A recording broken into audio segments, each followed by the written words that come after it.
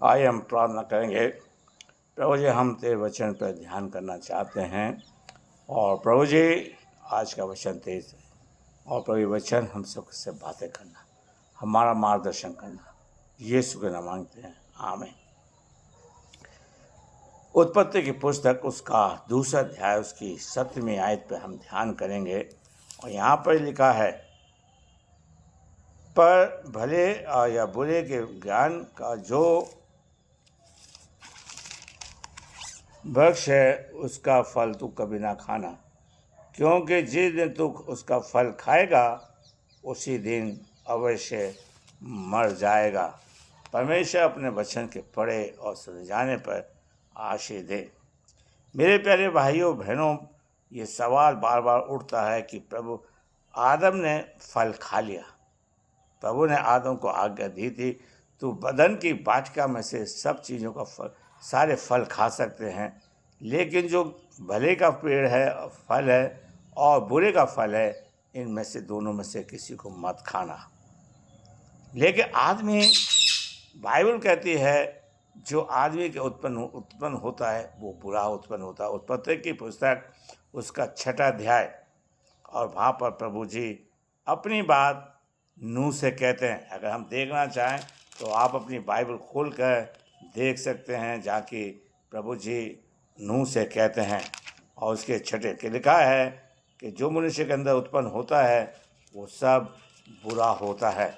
और यहाँ पर लिखा है, देखिए, उसके मन के विचार में जो कुछ उत्पन्न होता है, उसकी 5वें 6 अध्याय की उत्पन्न होता है वो निरंतर बुरा होता है। मेरे प्यारे भाइयों, प्रभु जी ने आदम से कहा था कि तू बुरे का फल मत खाना, लेकिन शैतान ने हवा को इतना लोभ में डाल दिया, उसने भलाई का रास्ता को छोड़ के, भले फल को छोड़ के बुराई को चुना है। और आज अगर हम देखें हमारे परिवार के अंदर, हमारे समाज के अंदर, हमारे चर्चों के अंदर लोग भले रास्ते को छोड़ के बुराई को चुनते हैं। बुरे लोगों के ज़्यादा दोस्त पाए जाते हैं, उनके पीछे चलने वाले बहुत लोग हो जाते हैं और हम कहते हैं प्रभु के लोग हैं, प्रभु के काम में रुकावट डालते हैं। पास्टर कमेटी परमेश्वर के कामों में हमें उल्टा सीधा बोलती है। मेरे प्यारे, क्योंकि हमारे अंदर वो बुरे फल का वंश पाया जाता है। और इसलिए दाऊद कहता है कि मैं माँ के पेट से पापी हूँ, पाप से के द्वारा मैं उत्पन्न हुआ हूँ। परमेश्वर चाहता है कि हमारे जीवन के अंदर ये चीज़ें ना पाई जाएं। मेरे प्यारे भाइयों बहनों, आज परमेश्वर चाहता है कि हम परमेश्वर के साथ अपना संबंध जोड़ने वाले बन सकें। मेरे प्यारे भाइयों बहनों, और परमेश्वर ने आदम से क्या कहा था? यहोवा ने, परमेश्वर ने आदम से यह आज्ञा दी कि तू वाटिका के सब वृक्षों का फल बिना खटके खा सकता है।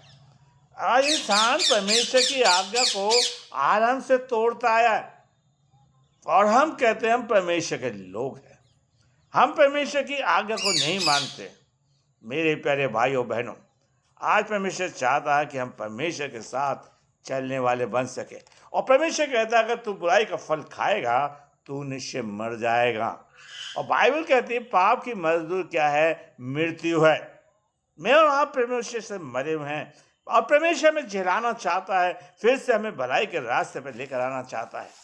और बाइबल देखिए, हम कहते हैं उस 1 कुरिन्थियों का 15 अध्याय की और उसकी 33 में, धोखा ना खाओ, बुरी संगति अच्छे चरित्र को बिगाड़ देती है। आज हमारे इर्द गिर्द बुरे बुरे लोग ज़्यादा पाए जाते हैं, जो बुरे का साथ दे रहे हैं, बुरों के पीछे चल रहे हैं और भलाई को हम दबा रहे हैं। सबसे उदाहरण यह है, जब यूहन्ना की पुस्तक उसका 19वां अध्याय को पढ़ें तो वहाँ पर पिलातुस कह रहा है कि तेरी उसकी 38 में, तेरी जाति और तेरे लोगों ने तुझे पकड़वा दिया है। मेरे प्यारे भाइयों बहनों, और आज परमेश्वर क्या कह रहा है? मेरे प्यारे भाइयों बहनों, हम देखें पढ़ें और वहाँ पर कह रहा है कि इस यीशु का क्या करें, लेकिन भले लोगों की बातें दबा दी गई और बुरे लोग कह रहे हैं इसे सलीब दी जाए, सलीब दे।